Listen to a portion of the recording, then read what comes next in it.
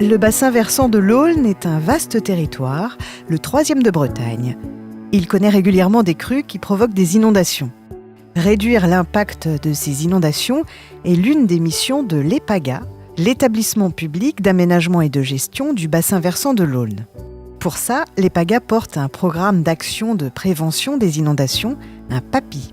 Ce programme a pour objectif de réduire les dommages consécutifs aux crues grâce à différentes actions sur les principaux cours d'eau du bassin versant et sur les zones inondables qui présentent des enjeux importants. Tout autour du bassin versant, on a des lignes hautes, et là, on est bien placé parce qu'on a les monts d'Arrée. Là-bas, on voit les montagnes noires, et donc les lignes de crête, ce sont les limites du bassin versant. C'est une cuvette, entre la source et l'embouchure, on a des pentes fortes. À tel point qu'on parle souvent de régime torrentiel pour ces rivières en Bretagne et qu'il y a un transit de l'eau de l'amont vers l'aval qui est rapide. Donc il y a forcément des inondations.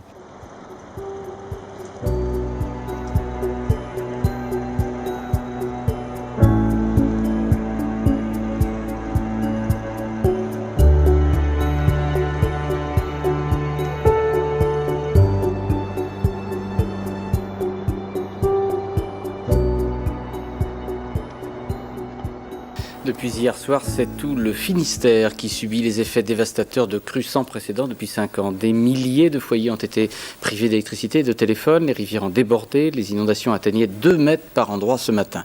Voici ce que cela donnait vue d'hélicoptère dans la région de Châteaulin avec le reportage d'Olivier Galzi et Marine Minson. De mémoire de Breton, on n'avait jamais vu cela. Après un jour et demi de crue, le propriétaire de cette maison se décide enfin à évacuer. Il n'emmènera avec lui que son chien. L'endroit s'appelle Pont-Coblan, un hameau de 300 habitants dont on ne peut voir aujourd'hui que le haut des maisons. Ici, les riverains ont l'habitude des crues, mais jamais comme celle-ci. L'absolu, c'est 1, de loger les gens, 2, de les entourer, 3, de permettre le retour chez eux dans les meilleures conditions possibles. Et pour ce faire, une centaine d'hommes de la sécurité civile sont attendus demain, en renfort. Sur l'Aulne, les communes les plus touchées, c'est celles qui sont en aval, Châteauneuf-du-Fou, Châteaulin et Port-Launay. Les inondations que l'on prend en référence sont celles de 2000, de décembre 2000, où on estime, puisque c'est toujours une estimation, à 23 millions d'euros les dégâts qui ont été engendrés, 450 emplois qui ont été impactés directement, 1200 habitants. Mais il y a aussi bien évidemment des conséquences qu'on ne sait pas mesurer, des conséquences économiques notamment, qui sont indirectes mais qui existent, et puis ces conséquences qui sont des conséquences pour les habitants, qui sont d'ordre psychologique, qui à chaque inondation reviennent les bouleverser.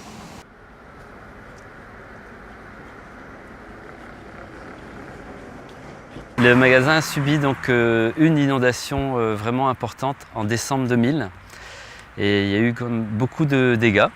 Ça a été vraiment psychologiquement compliqué parce que le magasin, l'activité s'est arrêtée en pleine période qui était très faste. Noël, c'est toujours une période, c'est un double mois. Au-dessus de 50 cm, les vitrines ont cassé et l'eau est rentrée comme une vague.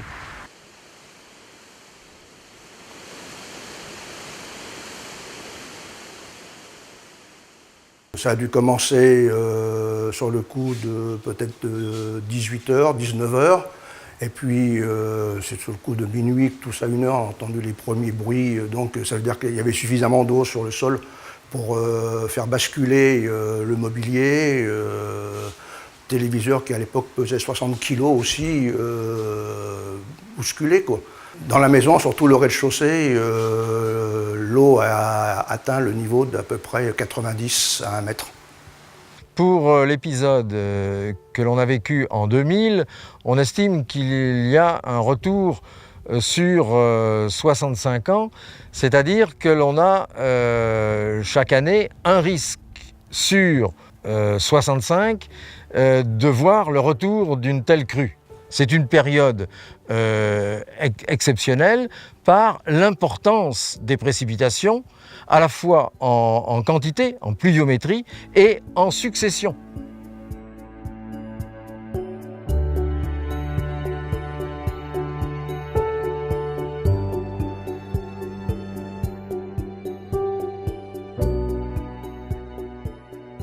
Après les inondations de 1995 qui avaient marqué les esprits, effectivement, on a démarré des études, dès les années 97-98. Et puis ensuite, après les inondations de 2000, avec une prise de conscience aussi, y compris en France, de ce que ça représentait. Et ces études-là, elles ont, sur la base des modèles qui existaient à l'époque, trouvé des solutions qui étaient des solutions plus locales, mais qui avaient un faible impact sur les crues. Les études plus récentes, elles, ont démontré qu'il existait des solutions qui permettaient de venir à bout d'une partie de ces crues en restant toujours extrêmement modestes. Une crue ne ressemblant pas à une autre, sur l'Aulne comme ailleurs, eh bien, on est obligé d'additionner les solutions. Ces nouvelles solutions, elles consistent aujourd'hui à venir très en amont du bassin, avant que l'Aulne ne rencontre ses affluents, c'est-à-dire là où le débit va grossir. Avant que l'Aulne ne rencontre ses affluents, il faut intervenir pour retenir l'eau.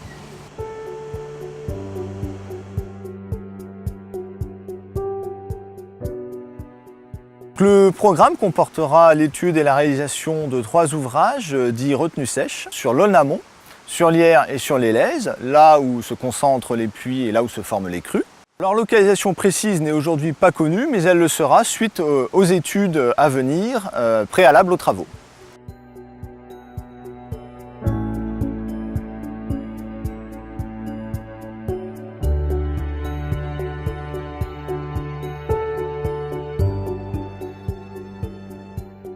Voici le principe d'une retenue sèche. Quand les précipitations sont importantes, le fleuve sort de son lit mineur et il entre en crue. La retenue sèche contient temporairement une partie de la crue pour diminuer les hauteurs d'eau et donc les dommages en aval, dans les zones peuplées et urbanisées. Voici le principe appliqué ici dans la vallée de l'Aulne amont. Pour freiner et stocker l'eau de la crue, un remblai est construit en travers du lit majeur. Il est constitué de matériaux issus des carrières locales et compacté pour assurer son étanchéité. L'ouvrage comprend un pertuis, c'est-à-dire une ouverture qui correspond au lit mineur du cours d'eau. Lors d'une crue, la retenue sèche fonctionne comme un entonnoir. Si la crue est faible, le cours d'eau continue à s'écouler normalement par le pertuis sans être stocké en amont. En cas de forte crue, une partie des eaux continue à passer par le pertuis et le trop-plein est stocké entre les pentes du lit majeur, en amont du remblai, sur des zones humides ou des pâtures. Ces terrains sont déjà des zones d'expansion des crues et l'ouvrage renforce leur fonction naturelle de stockage de l'eau. On parle alors de sur-inondation. En jouant leur rôle d'entonnoir, le remblai et son pertuis permettent de diminuer les débordements en aval et donc les dommages causés par les inondations. Si la crue est très importante et que la zone de stockage est déjà pleine, l'eau dispose d'une sortie supplémentaire. C'est le déversoir de sécurité, un enrochement aménagé dans le remblai qui permet au trop-plein de déborder sans endommager l'ouvrage. Quand le niveau d'eau baisse en phase de décrue, la zone de stockage se vide progressivement par le pertuis, toujours ouvert. La crue est passée et le cours d'eau retrouve son état initial. La concertation est un point primordial dans ce type de projet. C'est pour ça que l'EPAGA a déjà entamé cette concertation et la continuera de façon soutenue pendant tout le programme, depuis les études jusqu'à la phase travaux et même au-delà lors de l'exploitation des ouvrages, la durée de vie des ouvrages. L'EPAGA va travailler de concert avec la profession agricole et la Chambre d'agriculture pour mettre en place un accord d'indemnisation pour ces retenues sèches. Les études ont évalué le rapport entre le coût du projet et les bénéfices attendus. Sur une durée de 50 ans, le coût de ces retenues sèches est globalement estimé à la moitié des dommages causés par les inondations au territoire de Laval et à leur population. La solidarité sur un bassin, c'est avant tout une solidarité hydrographique, puisqu'il s'agit de trouver des solutions très en amont sur le bassin versant pour pouvoir prévenir et les conséquences de crues en aval, dans la commune, dans les communes concernées. Et cette solidarité, elle est juste essentielle pour être efficace en matière de prévention pour ces inondations.